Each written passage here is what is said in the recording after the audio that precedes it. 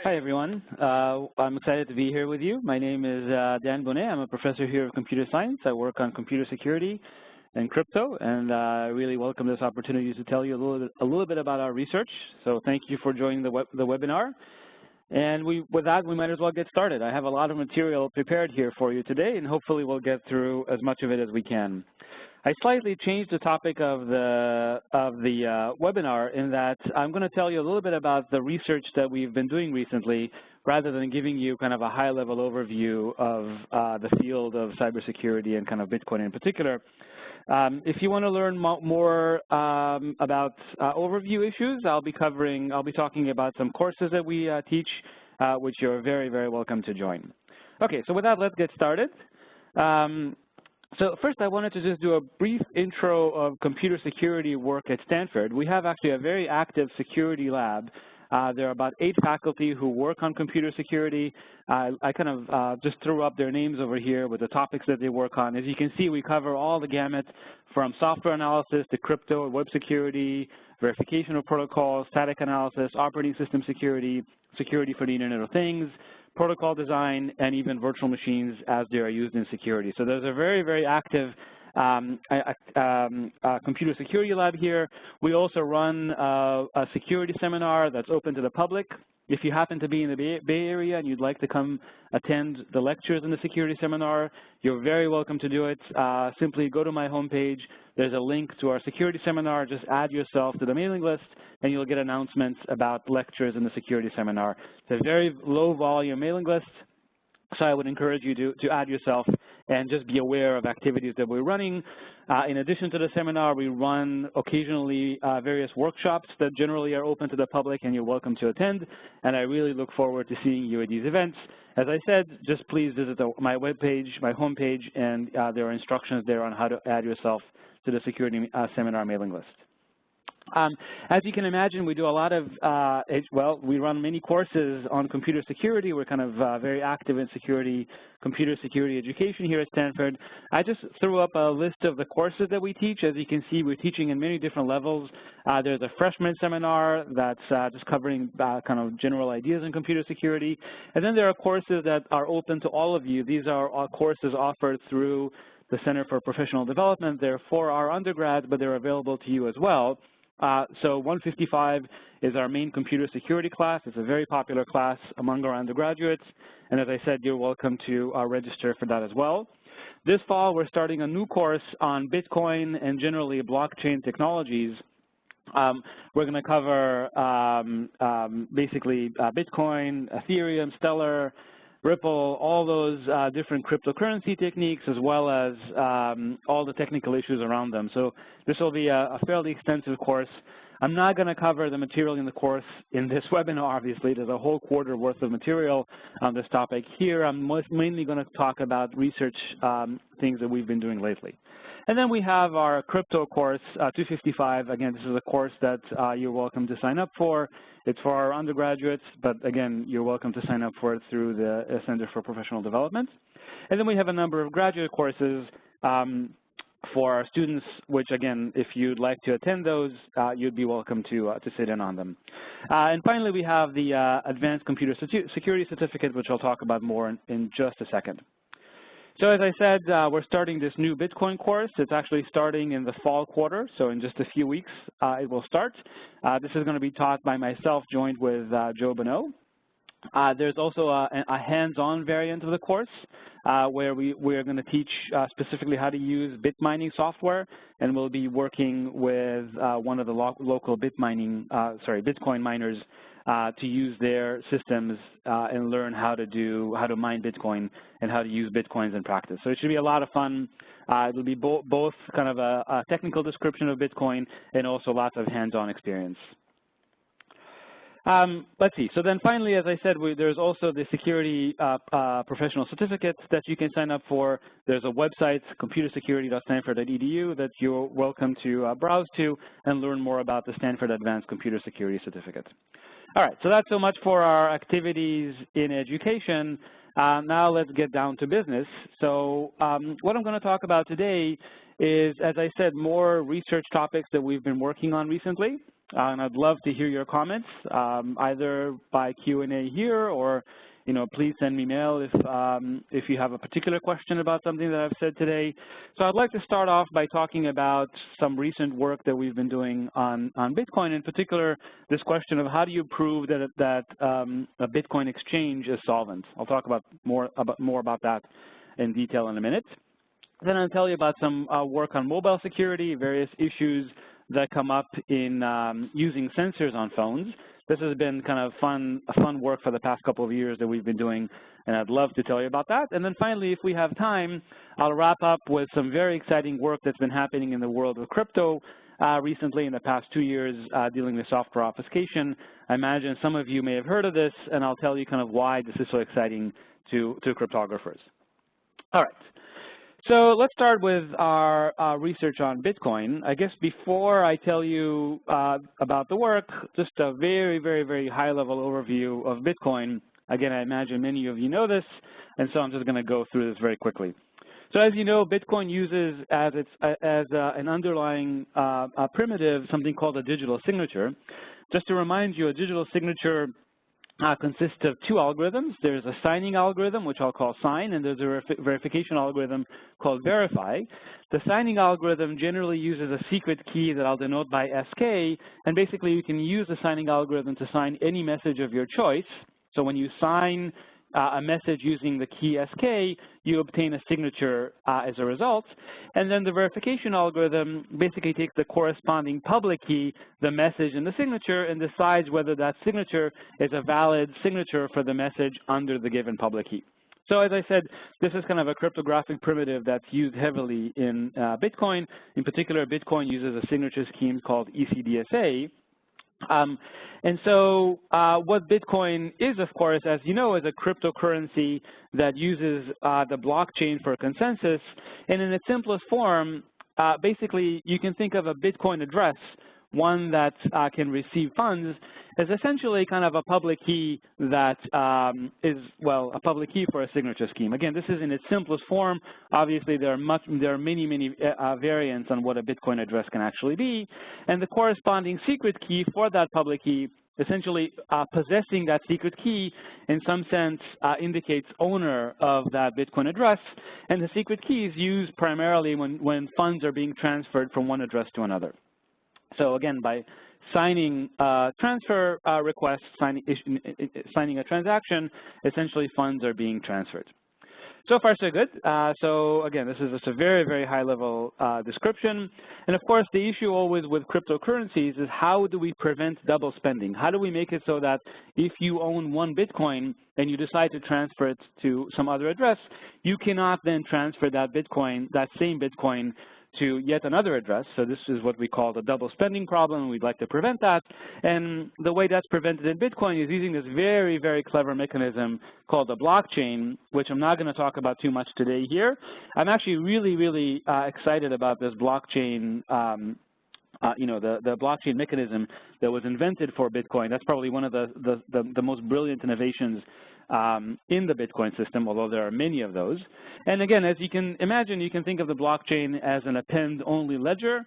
It's useful for maintaining a cryptocurrency, but it turns out the blockchain actually has many, many applications beyond the currency, beyond just the currency.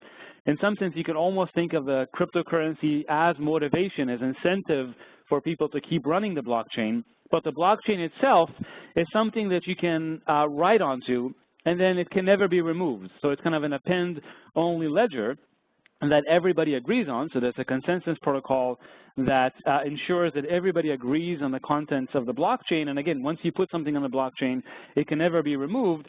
And that by itself, beyond the currency, has a tremendous number of applications.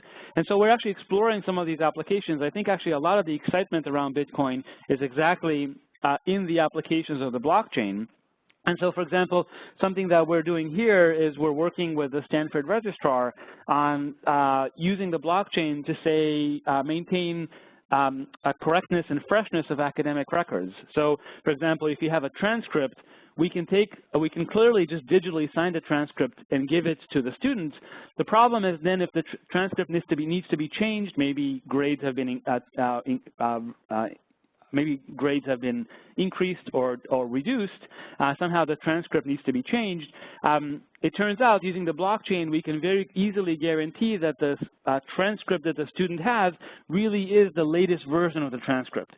So it's kind of a freshness mechanism that allows us to update transcripts, and that's something that simply can't be done just using traditional signatures. So here is an example where the blockchain allows us to do something that we couldn't do using just traditional crypto primitives. And so this is something that we're implementing now, and hopefully will get deployed. But more generally, clearly the blockchain is something that can be used to manage and maintain records that are supposed to live for a long time. So anyhow, that's all I wanted to say about the blockchain. Now let's get to one particular research project that we've been working on, and that's this question of ensuring solvency. So this is kind of a fun problem that I wanted to tell you about. As I said, the world of Bitcoin at this point is enormous. As you can see, we have a whole quarter-long course devoted to it.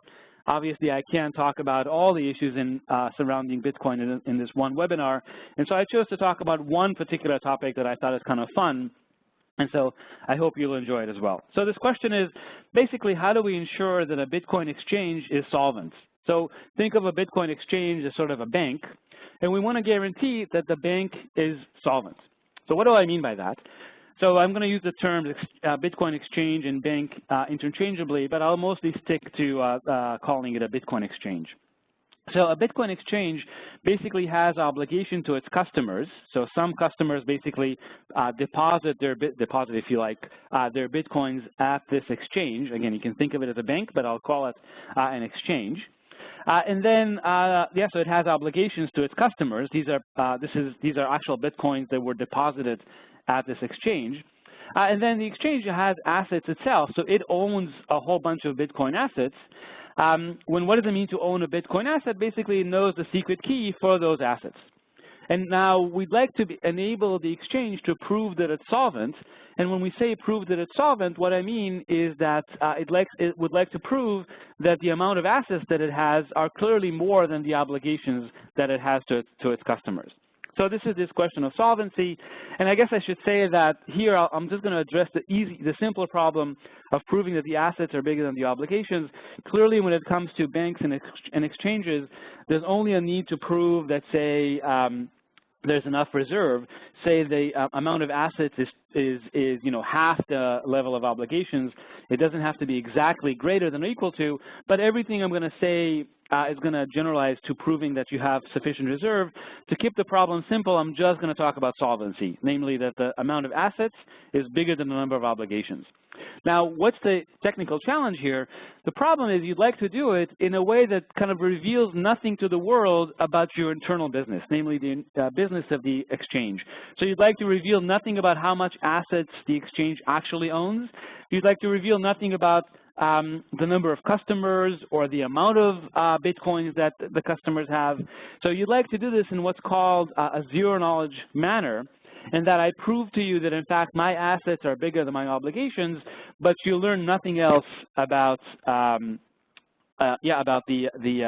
total assets, the total assets and customers of this exchange. Okay, good. So the question is how to do that. And so what we've done is we've kind of, actually before I tell you about what we've done, I should say there's an earlier proposal due to Greg Maxwell that kind of looks at this problem, but doesn't quite solve it in zero knowledge in the sense that actually some information about the assets and obligations is exposed to the outside world. So we were curious whether we can do this actually in absolute zero knowledge. Again, we'd like to prove that the exchange is solvent, but without leaking any other information about what the exchange has. And so we have this protocol. This is joint work with Dagger, Bunce, Joe Bonneau, Clark, and myself that basically shows how to shows a protocol. These are called zero-knowledge protocols that actually prove that the exchange is solvent, but provably reveal nothing else about the value of the exchange. Now, you can imagine actually an exchange, maybe an exchange like Coinbase or such. You can imagine them running a protocol like this daily, and so every day they prove that they're solvent. And of course, once they prove, on Thursday that they're solvent, they can throw away the proof that they've done on Wednesday. So just keep the latest proof to say that every day they're solvent. And if certain exchanges, well, you've probably heard of Mt. Gox. If an exchange like Mt. Gox had done something like this, this would actually alerted people that there are troubles in Mt. Gox much earlier, far earlier than when the problems were actually discovered.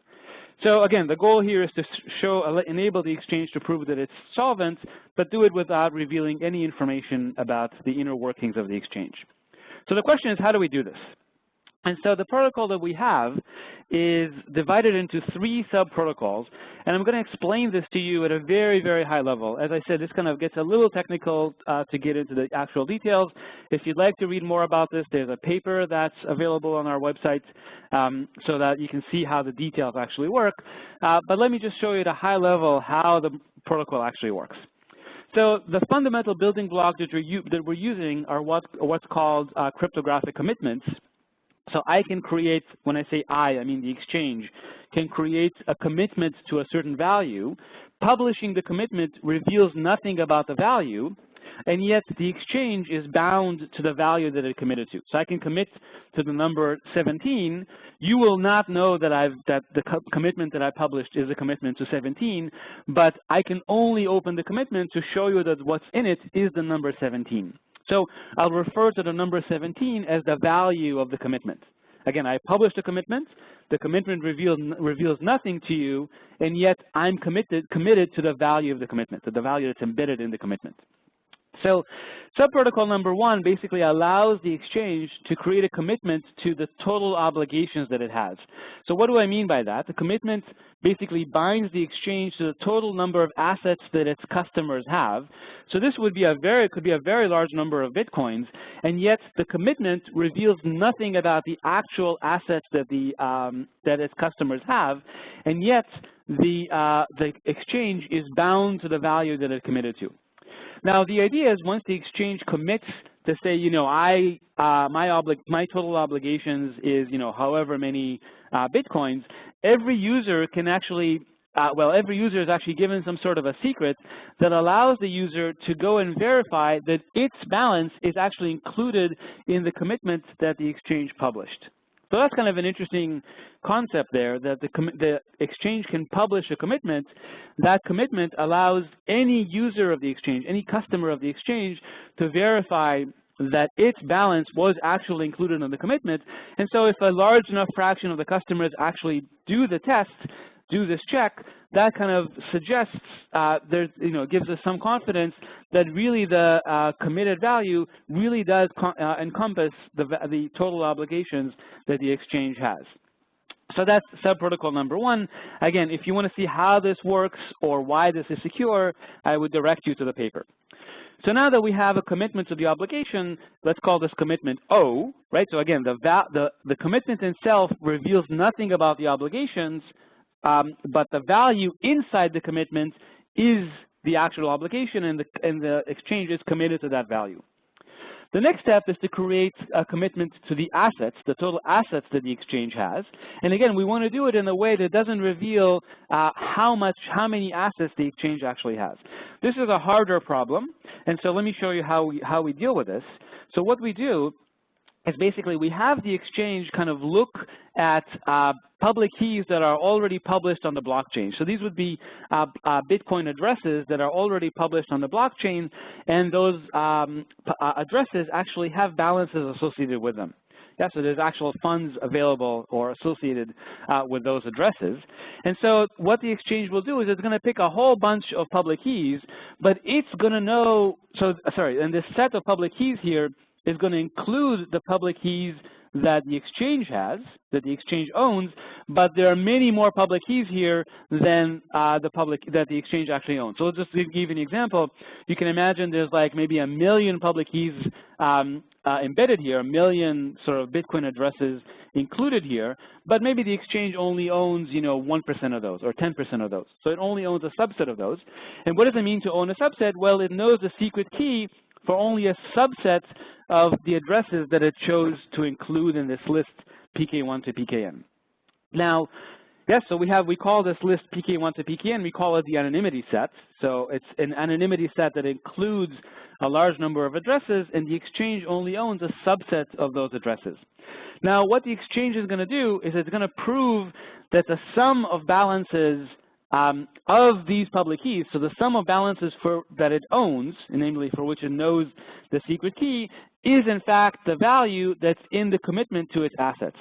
Okay, so this is a little bit tricky to kind of think about how this works, but basically you're kind of proving that you know the secret key for a subset of PK1 to PKN, and if you sum up the balances for the public keys for which you know the secret key, in fact what you'll get is the value that's embedded in the commitment to the assets. Okay, so I hope that's clear. I know it's a little abstract, but I hope it's clear, and you can look again at the paper to see exactly how that's implemented. And the point is, now, by looking at this proof, you're kind of convinced that, in fact, the total assets that the exchange has is, in fact, the value that's committed to by the commitment A, but you still have no idea which addresses the exchange actually owns. So you know the exchange owns a certain subset of these addresses, but you learn nothing about which addresses it owns. Okay, so this is a way for the exchange to prove that it owns a certain set of assets without actually telling you which addresses belong to the exchange and which don't. Okay, and again, there are, like I said, there are many, many, many technical aspects that come up here. I hope some of you are already thinking of all sorts of obstacles that come up when you try to secure a protocol like this. Like I said, there are many, many issues that come up, and we kind of discuss many of these issues in the paper. So I would encourage you to kind of look at it. It's actually kind of an interesting problem. And who knows, maybe if you look at this problem and you think about it some more yourself, you'll come up with even better solutions than the one that we have. So I would kind of challenge you to try and come up with a better solution. I think it's a beautiful problem, and it would be nice to have improvements.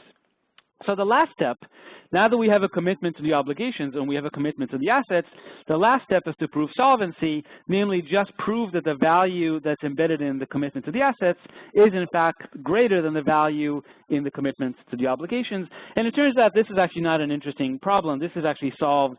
We're just using a standard comparison protocol here. So this is not our contribution. Kind of protocols 1 and 2 are kind of the main technical aspects of the work. So again, as I said, I think it's kind of a fun problem to think about. If you like these kind of problems, please think about it, and I'm sure you'll be able to improve over what we did, because as I can imagine, there's lots and lots of more research to be done here. Okay.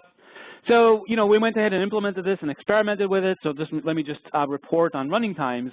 So you can see that, for example, if the anonymity set is 500,000 keys, so you use 500,000 addresses to hide what your assets are, then what this graph shows here is that, well, let's see if I can parse this for you. So constructing the proof takes about 15 minutes. This is on a single laptop. Actually, it's kind of a dinky laptop, so with more power, probably you can do it faster. But anyhow, constructing the proof takes about 15 minutes. So that's definitely something that an exchange can do every day. The size of the proof is about, well, it's big but not too big. The size of the proof is about 1 gigabyte, so it can publish that gigabyte and have people verify pieces of it. Verifying the entire proof takes about 40 minutes, but not everybody has to verify the entire proof. Different people, different customers can verify different parts of the proof. And so this is definitely something that an exchange can do every day. Just publish it. Every day they will spend 15 minutes generating this proof, publish the gigabyte somewhere. People can download fragments of the proof and locally verify parts of it. And if ever someone finds a mistake in the proof or the exchange is not able to complete the proof, this would actually mean the exchange is not solvent, and boom, the minute that happens, you catch the fact that it lost solvency, and then you can react. So again, this would give more confidence in exchanges. To me, this sounds like it's actually something that could be used today, and so hopefully some of you would be interested in using it. But like I said, the reason I'm describing this is to encourage more research in the area, so hopefully that's something you would want to look at and try to come up with better solutions yourself. All right, very good. So that's what I wanted to say about Bitcoin. As I said, there's a tremendous number of things we could talk about in the space of Bitcoin. I just wanted to give you like one cute problem that we've been working on. And as I said, the entire course that we're going to be running in the fall will explore the whole space of problems that come up, the whole space of issues and applications that come up in the area of Bitcoin. So I hope to see you there. So let's see. So I have a few minutes left. I'd like to tell you a little bit more about other work that we're doing more generally in security. In particular, I'll tell you about some work that we've been doing on mobile security, in particular sensors on mobile devices. And this is joint work with my student Jan Michalewski and our collaborator Gabi Nakibli. All right, so let's start with what we're doing here. So essentially, as you know, smartphones have lots and lots and lots of sensors on them. It's really quite remarkable how this tiny device can have so many smartphones, right? So there's a microphone, a camera, a GPS, a light sensor, a compass, and so on and so forth. And as it turns out, some of these sensors actually seem like they have no security implications at all. And so any application on your phone is actually allowed to read these sensors, this is at least in the Android space, without actually requiring any permission. In particular, your phone has a gyroscope, and in fact, any application can read the gyroscope, and what harm could possibly come from the gyroscope? So there's not a lot of there are no permissions required to read it. Similarly, and again, I'm talking about Android here. iPhone is a different story. And similarly, on modern phones, there is a power meter that's been added to the phone, so applications can measure how much power is being drawn off the battery in any given moment, and that allows them to scale their operations if they see that too much power is being drawn at any given time. And again, these are accessible without requiring any particular permissions. And so the question is, do these sensors that seem completely innocuous, are there security implications to their inclusion in the phone? In particular, can they be abused? So whenever, a security person asks you, can something be abused? The answer is always yes. And so let's see, what can we do with these sensors? So I'll just give you a few examples. The first example is this question of, can we build a hardware fingerprint of the device? Yeah, so basically this is something that an application might want to do. It wants to basically identify the device in a way that if it ever gets reinstalled on the device at a later time, it could tell that it's actually being installed on a device that it's already seen before. You can imagine maybe someone is maybe misbehaving and being blocked out of a service. Later on, the user might just uninstall and reinstall the application. The application would like to know, hey, this is a device I've already seen before, and it belongs to a person that was already blocked for some reason, for one reason or another. So this is a way to build kind of a stable fingerprint of a device. There was already earlier work on this, really beautiful work, that showed that imperfections in the camera sensor can actually be used to link pictures to a particular phone. Okay, so just every phone obviously has a camera, but the lenses are not exactly the same. So the lens on my phone is slightly different from the lens on your phone. And it turns out these imperfections in the lens can actually be used to link multiple pictures to tell that all these pictures were taken by the same phone. So we're going to do the same thing, except we're going to do it to the accelerometer. So it turns out, again, every accelerometer phones have accelerometers. They're typically used for games, right? So as you play a racing game, you can imagine kind of moving the phone up and down, and the game then using the accelerometer can tell exactly at what angle you're holding up your phone, and that's helpful for gaming. So what could possibly go wrong by using the accelerometer? Well, it turns out the accelerometer in my phone has slight imperfections as compared to the accelerometer in your phone. These are all below the manufacturing tolerances, so very, very small, minor imperfections. And what we can do is, once you have an application on your phone, we can actually measure the imperfections in your accelerometer.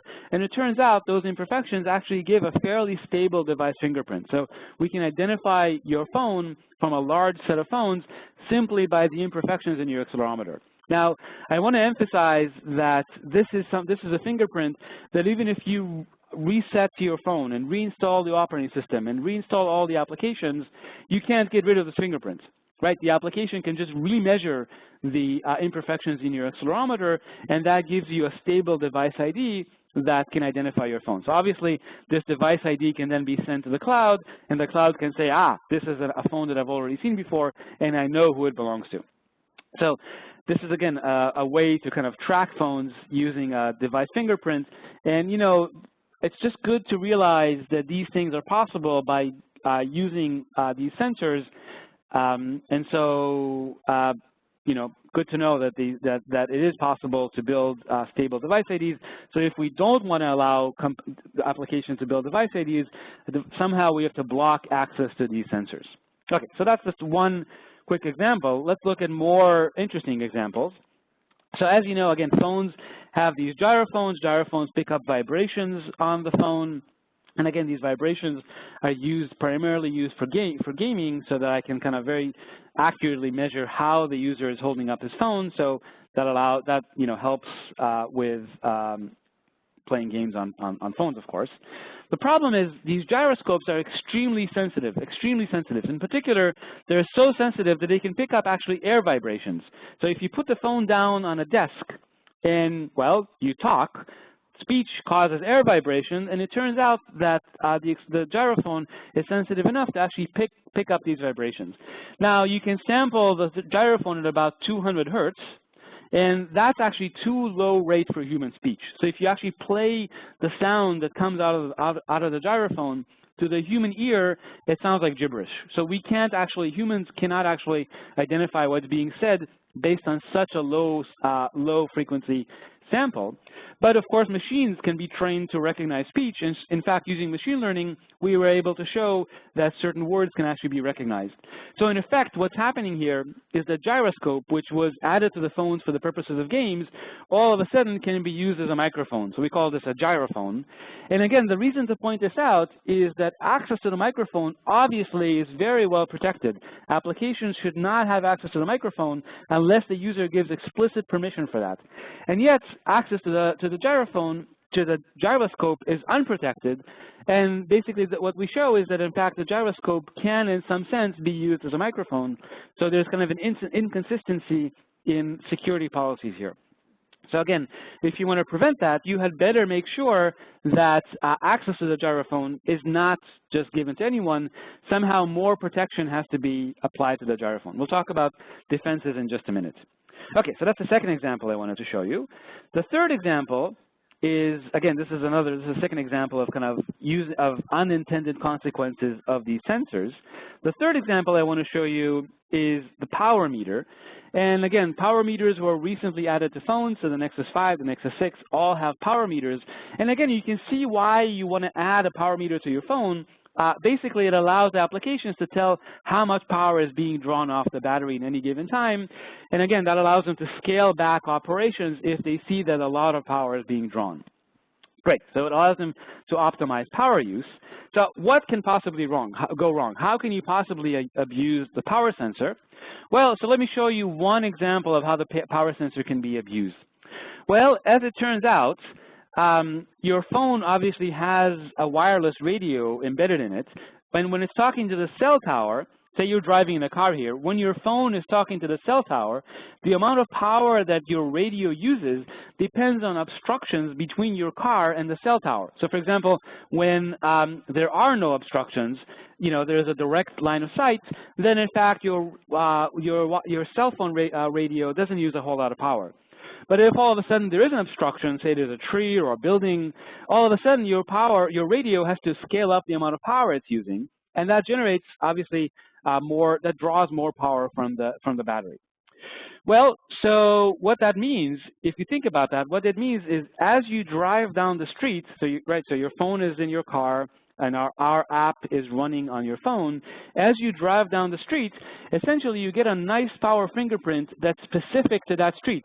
So you can see here there was very little power drawn, so probably clear line of sight to the cell tower. All of a sudden there's a jump in power. So probably, the car just went in front of a building, and now the phone has to use, the radio has to use much more power to reach the cell tower. And then again, once you drive behind the building, again, there's very little power being drawn.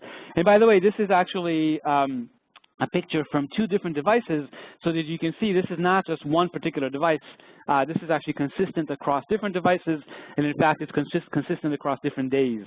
So we drove, when I say we, I mean my students drove around the city, and you can see across days, you get kind of the same power graph no matter what phone you're using, no matter what time you're driving, you get kind of a very similar graph. Aha. So what this suggests is that, in fact, as you drive down the road, essentially, well, actually, what an attacker can do is kind of build a power fingerprint for different roads in the U.S., and then as you drive down the road, the attacker can correlate the power signature that you're generating currently with the power signature that the attacker measured maybe sometime in advance, and that basically tells the attacker what road you're on. So another way to say it is basically, again, if you have power readings from the past and you have power readings from that are currently being used by the phone, it turns out with enough machine learning, and there's actually quite a lot of work that had to be done to make this work, you can essentially identify where the phone is.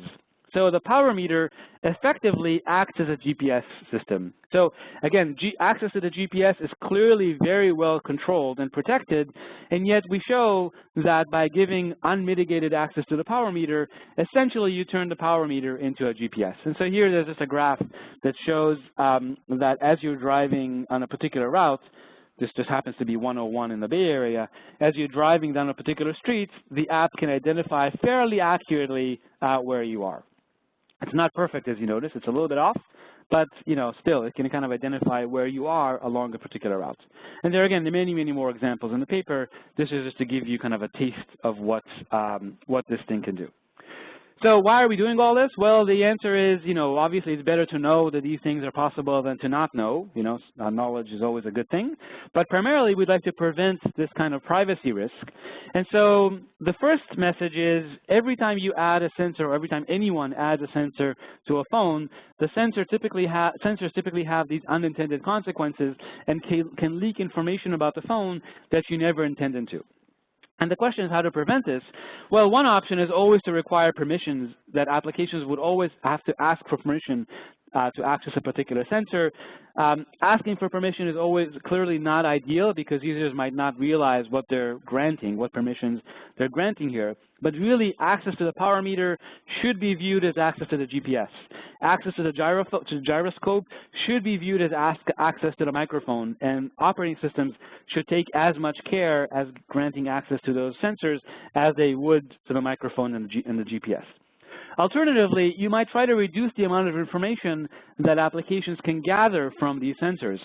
In particular, you might actually only try to give them abstract view of data rather than the specific view that, very raw, detailed view that they're able to get today. So there's also lots of work on trying to prevent these types of attacks. But again, I guess we are running short on time, so I guess I will stop here. So let me just mention that the last thing I was going to tell you about was kind of recent excitement in the area of crypto. I was going to tell you a little bit about software obfuscation, but I think we're running out of time, so I'll just mention that we have an NSF-funded center. It's called the Center for Encrypted Functionalities, studies how to do cryptographic software obfuscation. There's been a lot of exciting developments in that space in the last 2 years.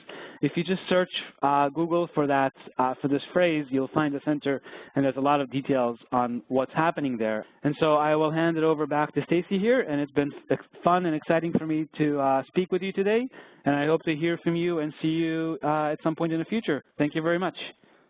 Yeah, I guess there's a question on whether there's a way in which the exchange can somehow make it look like it has more assets than it should. Well, as I said, I kind of gave a very brief overview of the construction. There are actually lots and lots and lots of attacks you might imagine about a system like this. And we, as I said, we kind of address those in the paper.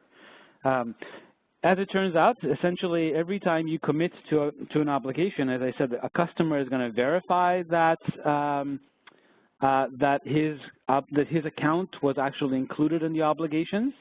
And one risk is, of course, that the exchange might try to use a commitment.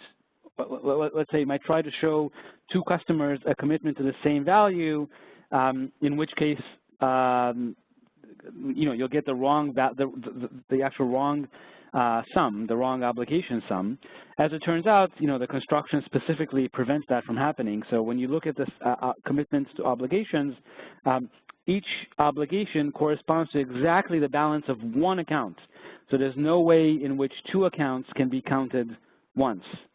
I hope I'm understanding the question here, and I hope that answers it.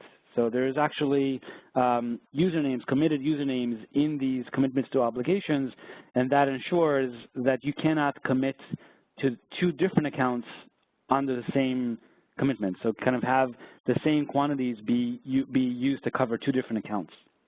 I hope that answers the question. I'm not sure I quite understood the issue, but I guess we will leave it there.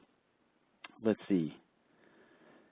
Yeah, so let's see. Another question is, does any of the course go over applying biometric security to cybersecurity?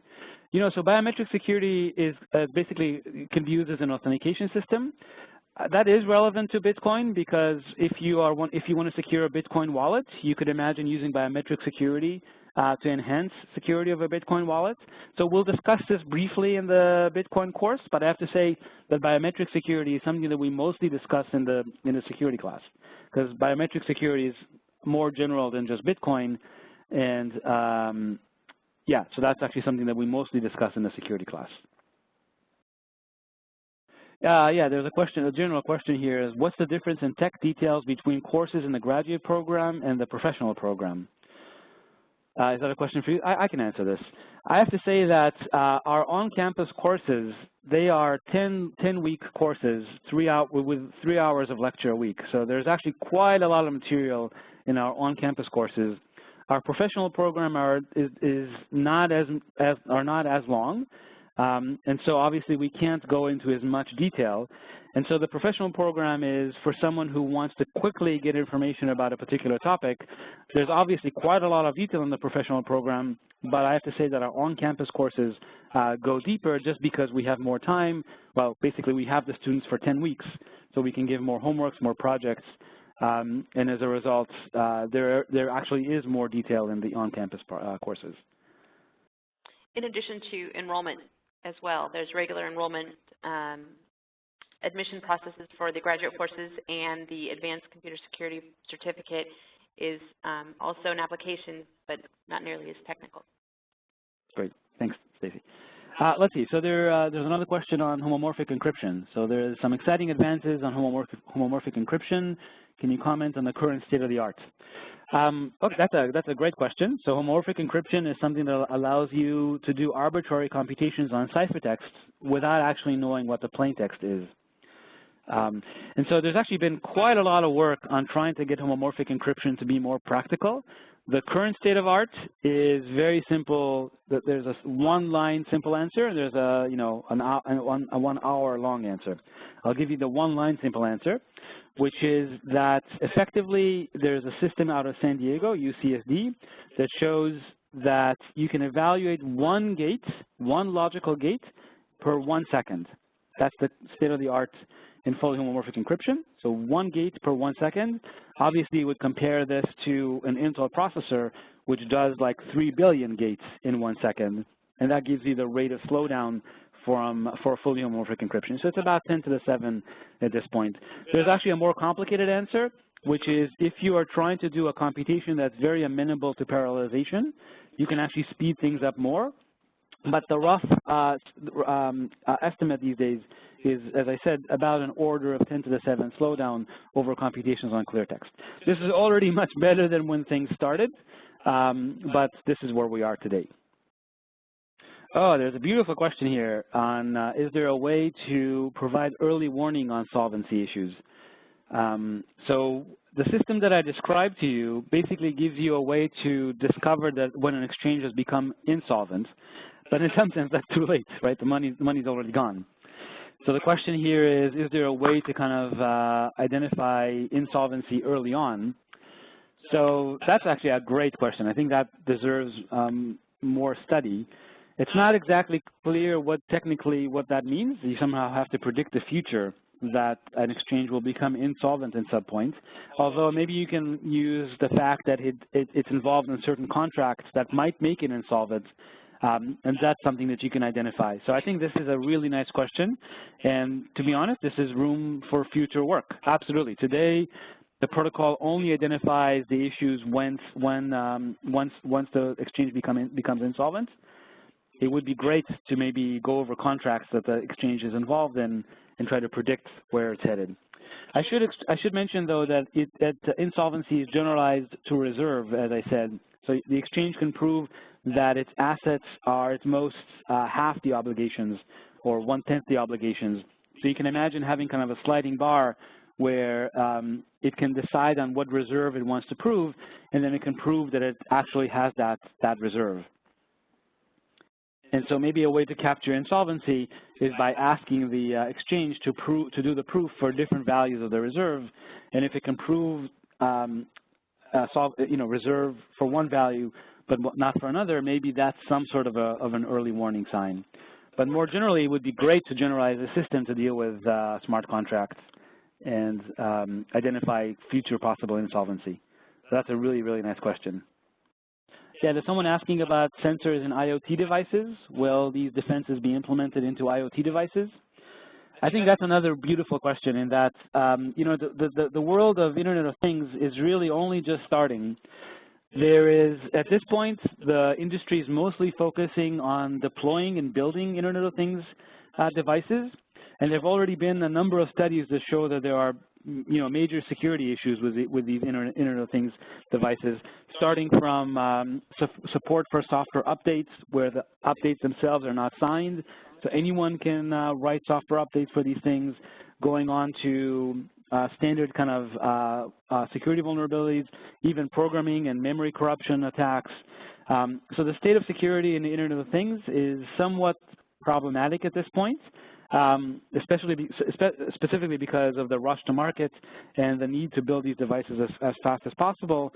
I should say that one of our faculty, Phil Levis, who's part of the security lab, started a project specifically on studying the security of Internet of Things. The goal there is to provide some sort of software platform where Internet of Things developers can build on the software platform, and they would have at least in terms of configuration and programming style, at least there would be some security built in. For example, software updates would always be signed, so it would be impossible for someone to inject a malicious software update into the device. So yeah, I think the security in the Internet of Things is a fantastic area of research. I hope some of you will get involved.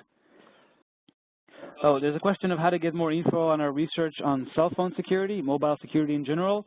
Everything that I talked about today is available on our website. So if you just go to my website, you'll see all the research we do is in the public domain. So if you just go to our website and look at our publications, you'll find all the papers that I mentioned. Oh, actually, there's another fantastic question here about can the blockchain and open source processes be used for internet management like ICANN functionalities. In fact, there's a wonderful idea for managing DNS ownership through the blockchain. So this is an example of kind of moving more internet management functionality over to the blockchain. So the blockchain, as I said, I'm actually really excited about non-currency applications of the blockchain. There's really, the number of applications is kind of staggering at this point. Once we have sort of a ledger that everyone can write to and information can never be removed, it can be used for so many different things. Sort of the DNS application here, where you can prove ownership of a domain by putting this certificate of ownership onto the blockchain.